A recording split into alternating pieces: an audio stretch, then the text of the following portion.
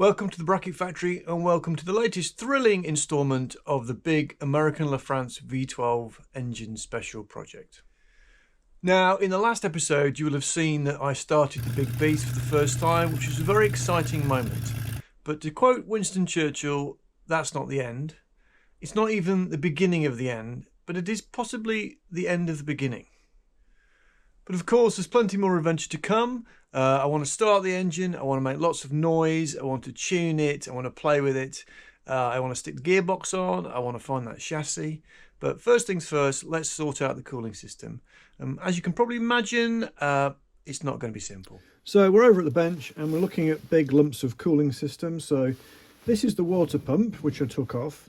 This is like a front pulley which comes off, and this has been, it's massively packed in with grease in here. So the plan is just to strip it all down and work out what's going out. It's a centrifugal pump, so the water is drawn in through this dirty great big pipe here and then pushed out into the block, goes along the cylinder heads, it goes along the block, up into the cylinder heads, back along again, and it goes into this kind of water jacket bridge connecting piece, which I did take off before and put it back on again loosely so that the HT leads could run around the back. But I need to take this off. I think this is some kind of feed to possibly a radiator to warm up the cab. I'm going to leave that on. That's a male connector in there. I'm going to leave that for the time being and just take off that one. See still some marks on there, which is a bit worrying. Down here, that has sheared off. I might try the old welder nut on that and get it off. What else have we got? Got a thermostat. I'm going to clean that and test it. So nothing too major, and there's a radiator which I'll show you later, but I think we'll start off with this.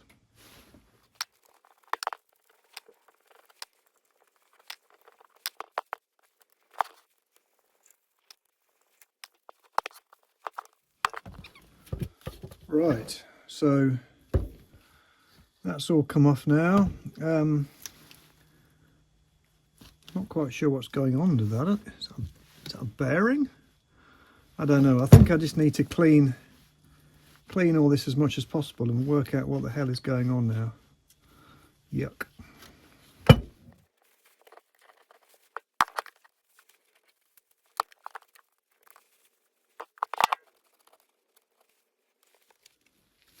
Right, so after a bit of an archaeological dig, we can see that it's got a threaded section here. This looks like it screws in and out. It's got some kind of locking ring. In here, well, I can see a bearing in there. I can see some kind of circlip there.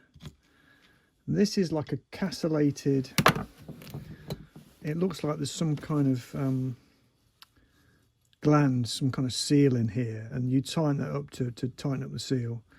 And in theory, the water will piss through there and then come out this hole and not get into the bearings. I think that's the theory. I think that's probably why there was so much grease in there. So I think what we'll do now is try and work out how it all comes to pieces. I think I'm going to have to do some pressing. It looks like evidence of a puller going on here somehow. So right, I'll try and work out how to do it. What I didn't mention is that when I spin it, it doesn't sound great, does it? It doesn't sound great. So I think, I mean, I can't detect. Oh, I can. There you go. Fair bit of playing those bearings are knackered, so I really ought to sort these bearings out. So I've done a bit of research on this, and believe it or not, there's a screw in the end of there. Can you see it? There it is. I don't know why it's making me laugh, because it's going to be absolute hell to get out, isn't it? I mean, it's rusted in there. So I think we need to get the wire brush on that and screw it all up. Screw it. Start again. We need to get the wire brush on that and clean it all up and find out what we're trying to play with. Right, so now I've cleaned it up and I've used a Dremel and taken out this slot a bit deeper because half the flipping screw had disintegrated and it was very rough. So I've taken it out, I've cut slightly into the pulley, which is, I don't think is an issue, or the impeller. Now that's 18mm. I don't have an 18mm screwdriver, but I do have, or I did have, an 18mm wood bit. So what I've done is just cut off the top using the angle grinder and ground it slightly thinner. So now it slots in there reasonably nicely. Still don't fancy my chances, but it slots in reasonably nicely. So what I'm going to do is I'm going to use the blowtorch and put a couple of heat cycles through this thing. Heat it up, cool it down, heat it up, cool it down. Hopefully it might start to break the rust seal, which is no doubt in there. And then what I'm going to do is I'm going to build a dam using my trusty plasticine and fill it with penetrating oil and just let it soak, probably overnight. I mean, rush jobs like this at your peril. So heat it up, create a dam. I think that's next.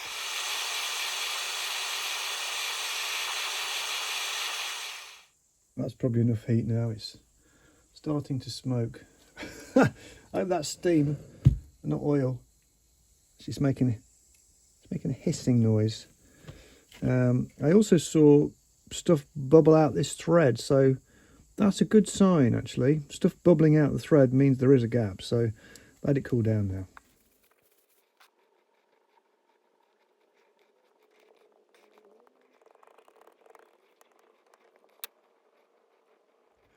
Actually helps to use the plasticine when the impeller's still warm, because otherwise it's as hard as rock. Right, let's fill her up. Be nice to come back to find that's all drained down through the threads, but I think what's more likely, it's going to drain out underneath the plasticine, but worth a pop. Not really visible on the camera, but I can see very, very tiny bubbles coming from the edge of the screw, so keep everything crossed, folks. Right, so this has been soaking for several hours. I've no idea if any of it's gone through, so what I'm going to do is going to take it all out, and I've this screwdriver I can actually, because it's a Forstner bit that's been trimmed, I can stick it in my impact driver.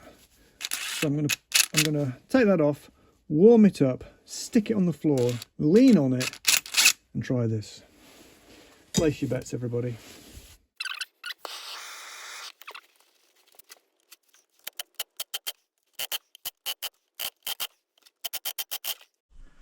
So, plan A didn't work. I didn't think it was going to work, but it was worth a try. This thing has been seized in there for years. Plan B was to get a punch and punch at the circumference with increasingly large hammers and try and rotate that screw. That also didn't work. So now we're on to plan C.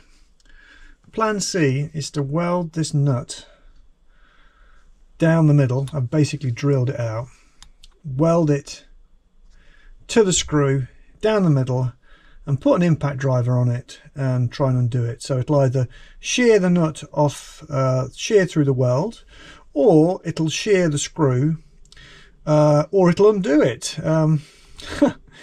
I don't know. We'll see, won't we? While I'm at it, I'm also going to tackle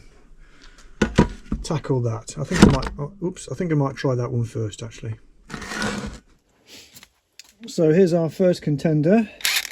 Question is, will it come off? Place your bets.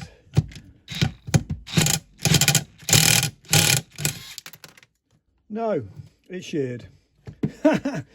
Well, it was worth a try, wasn't it? Right, after lots of filing and fettling, we have this. So I cut it and drilled it and filed it, so I had a hole right down the middle, and then pushed the drill through, and that pulled all the threads out. So hopefully I should be able to clean it up with a tap and use the hole. Nifty, eh? Nifty little thing. So stud extracted on this, and I've kept the original 5/16 UNC threads, a couple of nuts in there and a couple of bolts in there, sorry, cleaned out nicely, which means I can now reinstate this cap. Don't know what it's for, but it'd obviously been leaking in the past. That's why this one had seized. So I can make a gasket sort of that, but now I've got to move on to this. I don't think this is going to go anywhere nearly as smoothly. I mean, that didn't even go smoothly, but this is going to go nowhere near as smoothly. I'm kidding myself if I think I'm just going to weld that on and undo it. But nothing ventured, nothing gained. Well, we have success. So I tried to weld a nut on the front of here, on top of here, and actually I failed, but I did build a blob up there first and tried to weld the nut around the side of it. Now that didn't work, but I put so much heat into this bolt that I could see all it oozing stuff down the side. So I thought I'll give it another crack with a punching like that. Lo and behold, it's come out, hasn't it? That's what it looks like. It's a funny little thing, special screw. I'm probably gonna have to make another one now somehow. I might have to find a friend on that one because my thread cutting isn't fantastic. But now that's out. That's the key bit. Famous last words. Now I need to pull. The whole thing comes out that way. I need to pull that thing out. So I think that's what's next.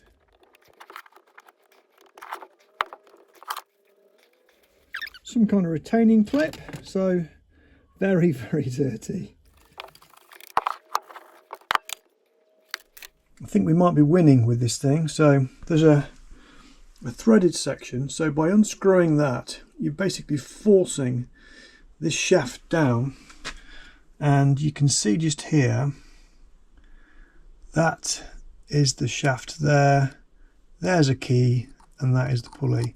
So if I keep on hammering this this collar down, it should pull this shaft out from this impeller. I'm going to use a bit of heat as well, so let's see if we can get that off, shall we?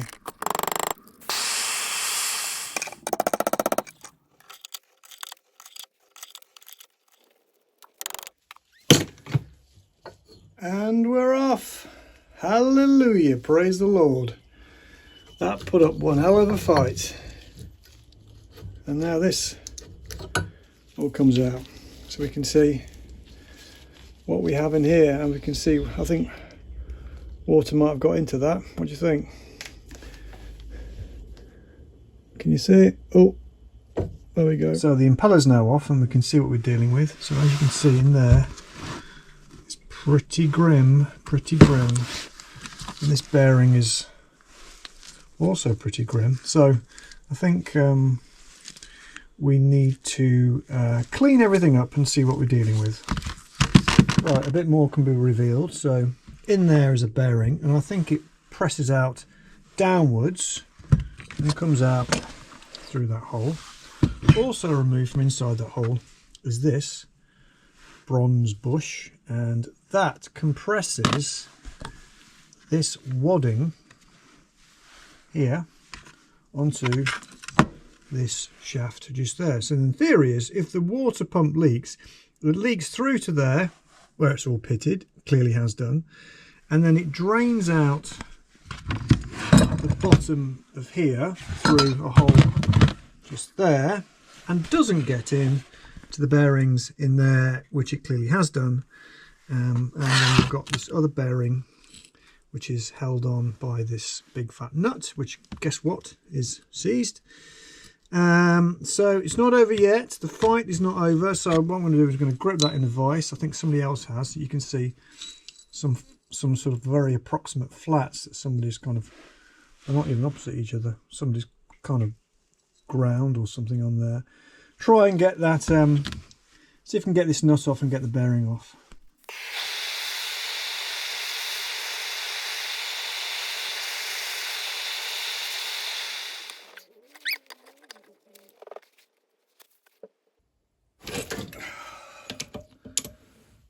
There it goes.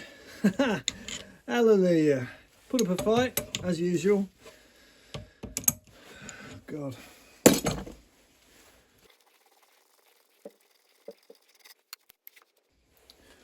Right, so all I've got to do now is get this bearing off. I'm going to do that. Right, I'm just going to try and knock this bearing out.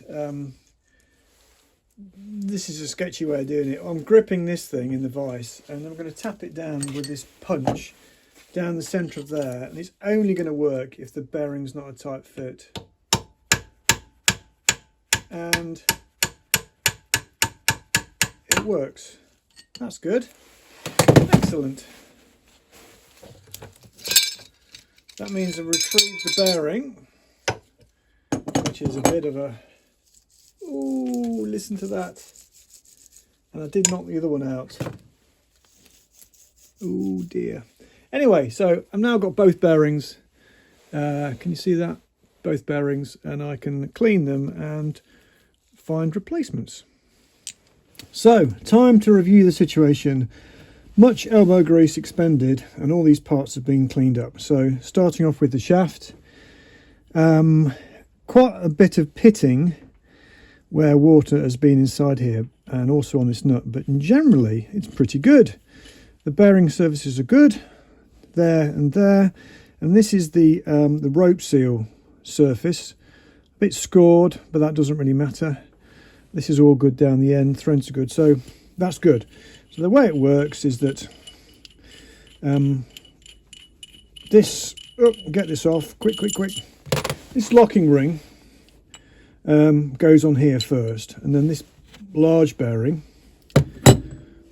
which is knackered, but I was very surprised to find is metric, 52mm, 15mm, 25mm, £5.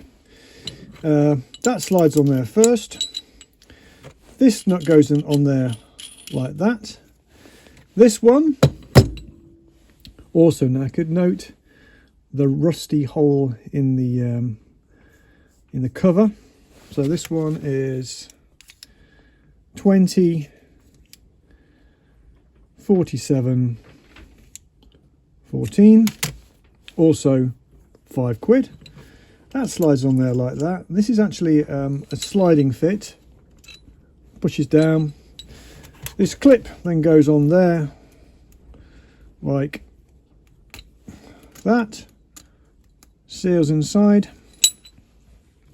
and then it goes through the rope seal. Now the actual castellated nut is inside there, but it goes through the castellated nut, and then you've got this rope which goes onto there and is tightened in. Then on the end you've got your impeller, which is in pretty good shape.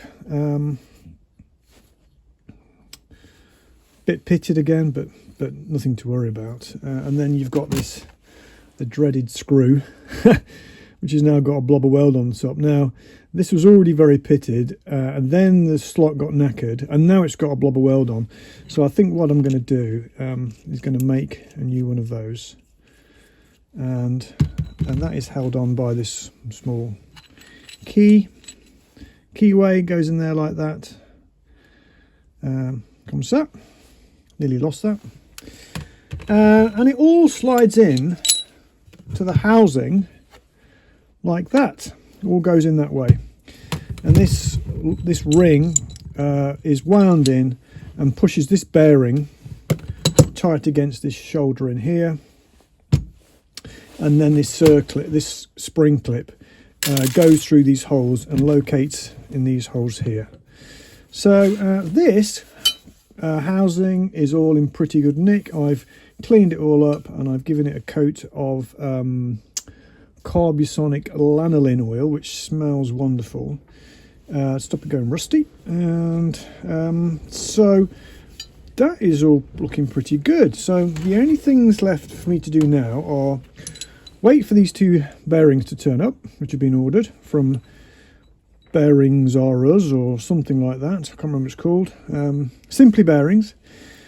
I've ordered some more rope from off eBay for £3 or something. And I'm going to make a new one of these, which shouldn't be too hard. And I think the only other thing I've got to do is make a new paper gasket which goes on there. So it's a very, very thin gasket. So yes, I think let's wait for some bits to turn up. In the meantime, I might have a crack at making one of those. What do you think? Let's give it a go, shall we?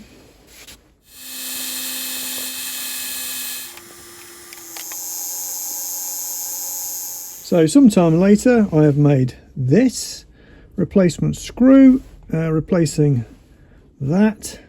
Can you spot the difference? So obviously this slots into there quite nicely, nice and snug, and it's a nice flush fit. Interestingly, this impeller pushes up against the back of the water pump housing, so this can't even come undone. Well, it could come loose, but it can't actually come out because it would push up against the back of the housing. So I suppose it's just to stop the impeller sort of sliding and hitting the back of the housing if it did come loose. But anyway, this now obviously fits in there, 5/16 UNF, and I've made it such that this, my Acme screwdriver bit made out of a wood drill bit, is a really nice, can you see that, a really nice fit in there. So if I ever have to take this thing off again, I stand a half decent chance of doing it. So that's that. I just now need to be patient and wait for the bearings to turn up. But while I'm waiting, I think I can start bolting some things to the engine. Right, let's start screwing it back together. So I'm about to stick this on there. Whoops. I'm about to stick this on there like that. That is the connector which connects both cylinder heads together. So the pump pumps water through the block, up through the cylinder heads and back through here and out through there and up through the thermostat. So made these gaskets, so I'll stick all this lot on.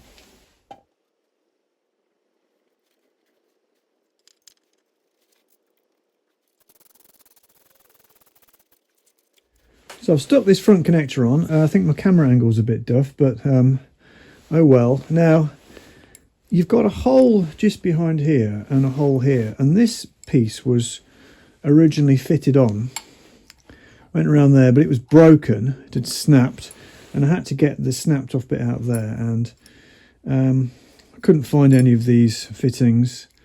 It's 1/8 NPT. So what I have found, some slightly different fittings which are also 1/8 NPT with little compression olives. And so I'm going to salvage some of this 1/4 inch tube that used to be on the oil pressure gauge and make a little connecting link that goes around there. And the reason for it is to stop getting air locks in the top, or an air pocket in the top of the pump, so it bleeds into this housing here. So let's do that next.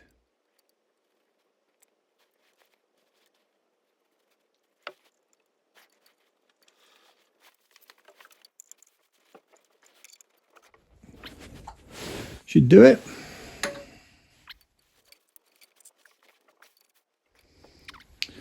Right, they're nice and tight. So just to get some copper tubing now.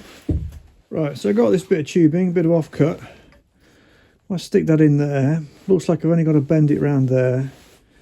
So got these. Sometimes these olives get nicked over because they're very thin, so you can just use a tapered punch just to push it down there to open them up again.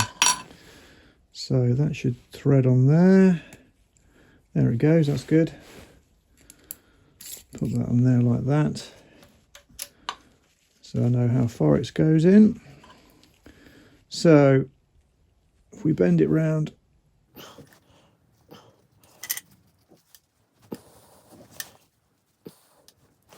say about like that.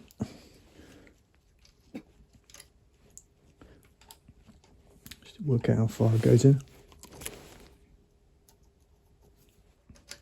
So I can see that it goes to the pretty much the end of the thread there, like that.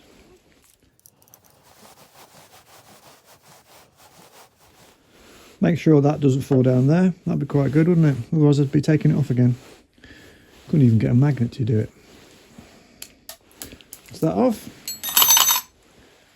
So stick that on there. Oop. Olive's all knackered, look. Just sort this out.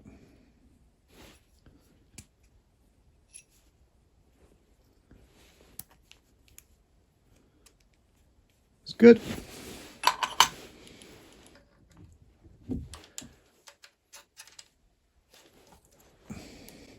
It's pushed home on both sides. So all that remains to be done is to tighten it up.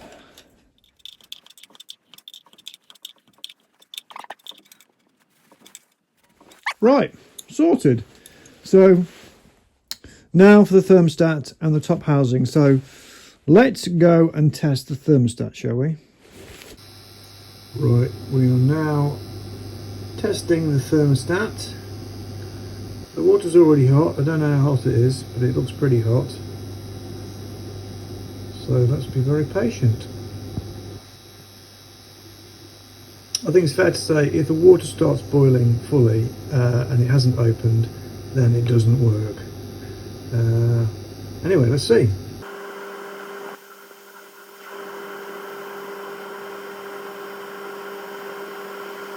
Is it moving?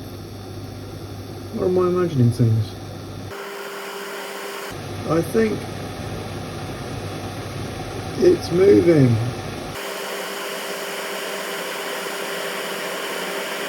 It's definitely moving.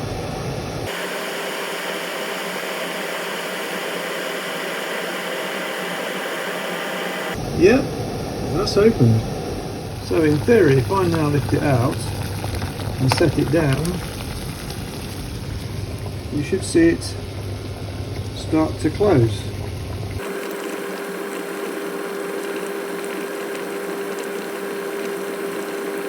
Yeah, I think I can safely say that works. So it works, hallelujah. So I've cleaned it up, particularly around this flange area here, and also around this flange here, because it actually sits in that rebate just like that. So the top of this is now flush with that there, so it means I can put the gasket on, gasket pre-made, and then the housing can go on the top. So let's do that.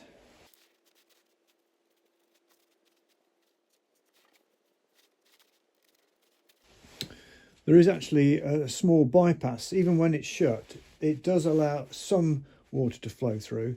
Of course, you need some flow through, otherwise the hot water won't get to the thermostat. So hopefully this will all work.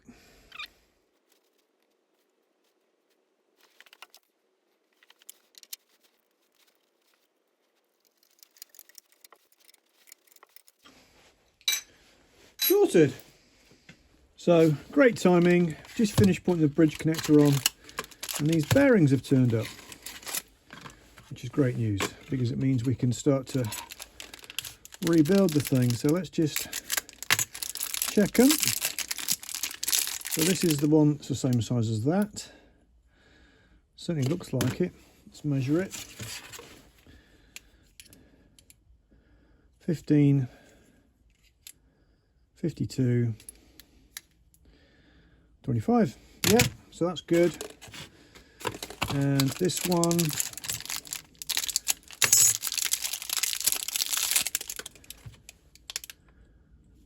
yeah, looks pretty good to me. So this means we can start to assemble.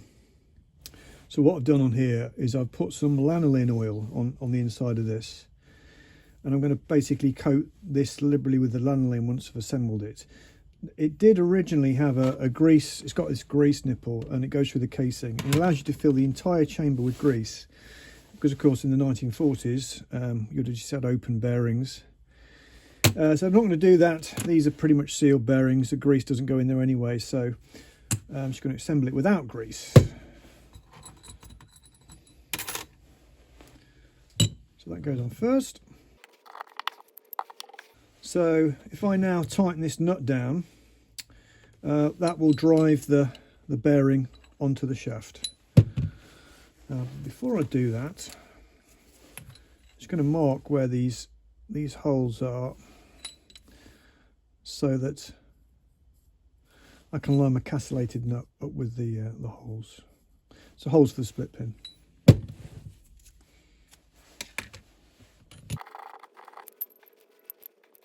Interesting, I can almost drive it down by hand.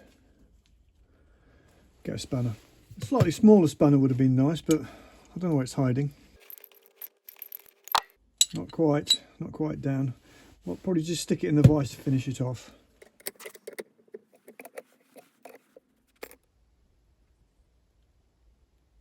So there, I'm lined up with the hole now. So that's all right.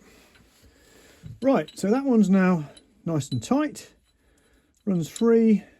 I can see it's up against the shoulder, so I now need to put a split pin in there, like that. Actually, I'm going to put it the other way around. Slightly too long. Right, that'll do. So now I can put the other bearing on here, and that one should just press straight down onto it, slide down. Yes, just needs to be tapped home very slightly. So I'll find something to tap it home with. Down this bit of tube, stick that on there like that, use that other bearing,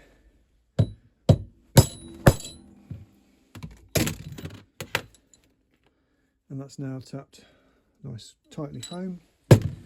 And I can stick the clips on.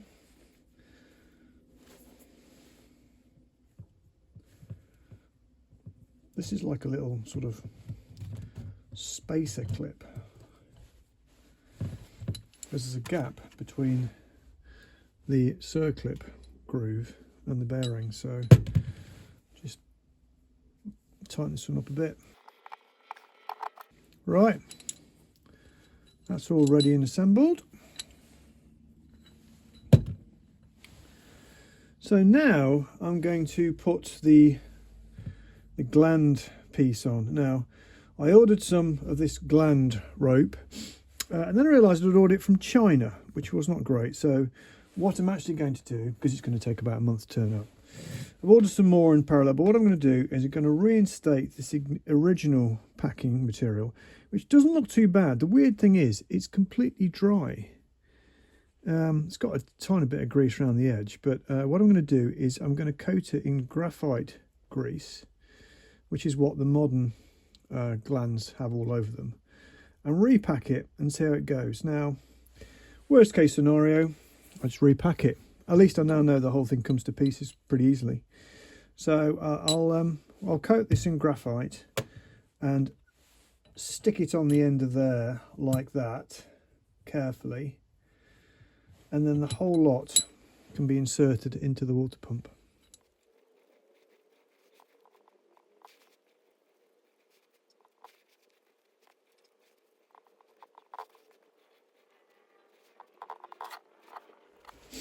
Right, I don't mind admitting I'm no expert at this. This is the first time I've done such a water pump, but worst case scenario, I'll just do it all over again. So I'm going to put a bit of this lanolin oil over this. Great stuff. It kind of sets into a sort of, well, like a waxy seal. So put that over there. And now I can try and carefully offer the whole thing up to the water pump housing, which I've already put a load of lanolin oil inside there. So let's see how this goes.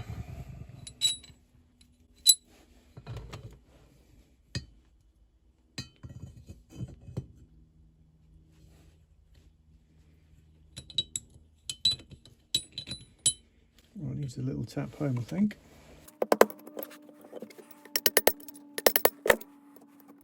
So it's the first bearing, one inside there, that I'm currently trying to tap home.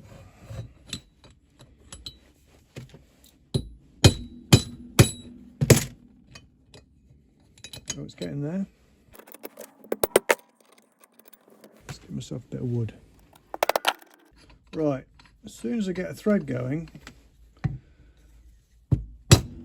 I'm in business. And I'm in business. Right, let's see how my seal's getting on. It's going in the right direction. Might have to poke it down with something to get it to go down inside the hole.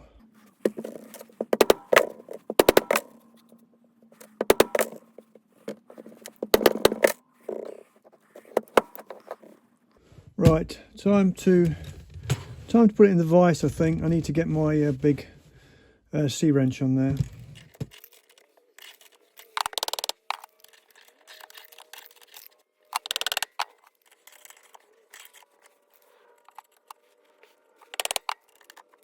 Right, so this is now, the bearing is now completely home, and this hole here lines up with the hole in the body, and there's a little centre punch mark.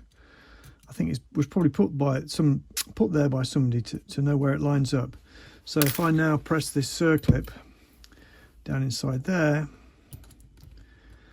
it goes all the way down, which means I can actually put this circlip on. Which I will tend, is it a circlip, spring clip? Some kind of clip, isn't it? It's a bit fiddly last time, that's for sure.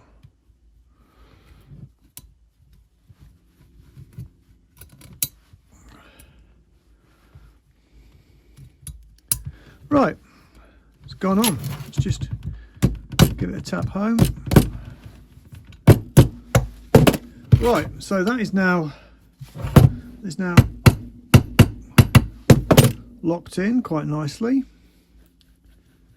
Bearing feels good, so all I've got to do now is I've got to try and lever this rope seal in and engage the screw thread on this castellated nut to actually pack in this this seal. So like any of these things, it's a little bit fiddly. What I ended up doing is I put this big big spanner in here. By levering it sideways, I'm able to push the brass castellated nut in, and then I can pivot it round on this edge here and then tighten it up. And it's going quite a long way. I don't want to do it too tight. I read about it, and the recommendation is that you always let a bit of water leak through because that keeps it nice and cool. But that feels really good at the moment. I might couple more turns. I think just leave it at that for the time being, and then I can always tighten it up when it's running, depending on how much water leaks out. I'm going to get some leaking out, but I don't mind because it's going to drain down the hole because it's not packed full of grease. So now that that's in there, time to put the impeller on. Right, impeller going on now. So I'm actually going to put a tiny bit of copper grease around here, just a smear. So I'll get carried away. Put a bit on here. I think this is I actually cleaned it all out, so it should go on much more easily than getting it off. Look at that, brilliant. That's gone home quite nicely. Of course, I've got my screw, my lovely screw. Tiny bit on there. And as I said before, this can't completely unscrew, it's impossible. But at least it stops the impeller from hitting the end of the housing. Somewhere is my 24mm screwdriver.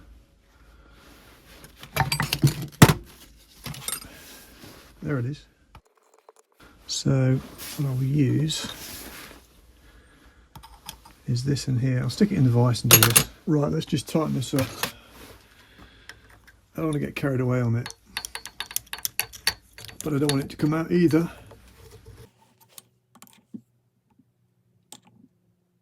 Yeah, that's pretty tight. That'll do it. Right, so here's my pump. Feels good, feels nice. Not like the grinding noise of it before. So time to stick it back on the engine, I think. Right, time to stick it back on, and it goes on like that. But of course I need a new gasket, so I've made a paper gasket. So here it is.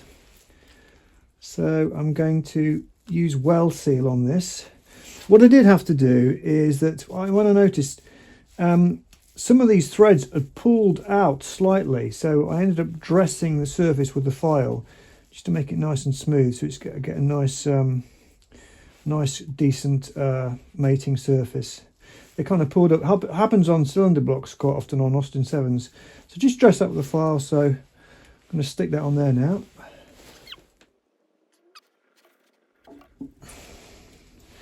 Going to put a couple of bolts in first. If I can find out where the holes are. Right, I've put one in and nipped it up, but actually they all have a couple of washers on their heads because the water jacket is connected on the inside and can actually leak out through the threads. So I'm going to put washers on the rest.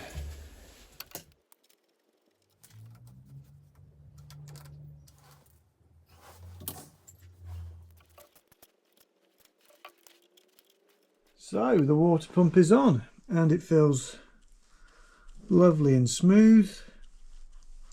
Beautiful, beautiful. I put this back on. This is the greasing nipple.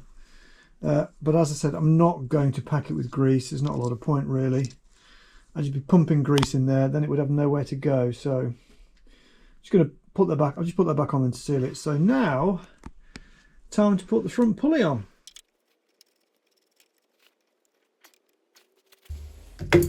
Right, that's good. So before I go any further, I need to get the belt, because the belt goes on next. Right, this is the belt. It actually runs two belts for resilience, and I'm just going to run it on the front position, just one belt. Going to run it there. So I need to put the middle cone on first, which is this. And as you may have noticed, quite a lot of elbow grease has been expended on this, so just got to wind this one in to about there. Pretty much there, I'd say. Right, that's good. Beautiful.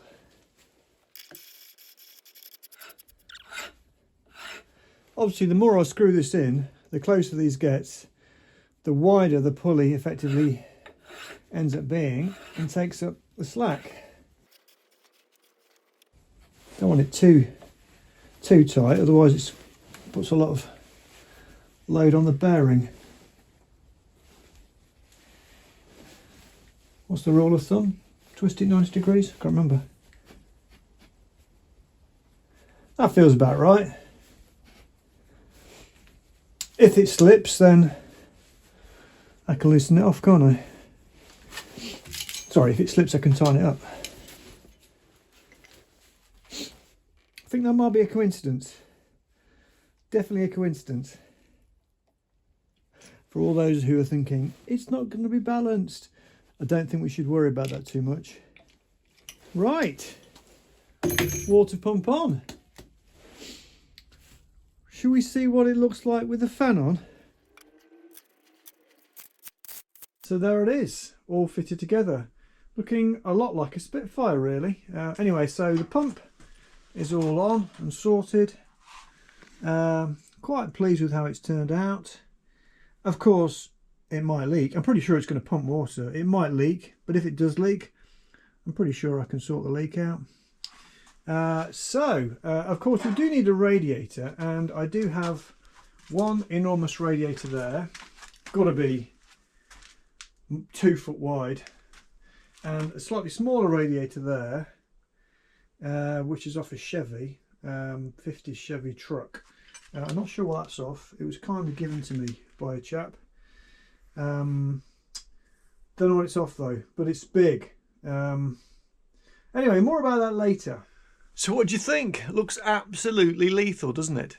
So all I need to do now is create a frame for that rad, stick the rad on, connect it all up, fill it with coolant, and then I can start her up again, which is what I really want to do next. But if you want to see that, you'll have to tune in next time. So if you like that, please hit like. Please do leave a comment. I try to respond to all comments. If you've not subscribed, please hit subscribe so you get to hear the engine run again. For now, thanks for watching.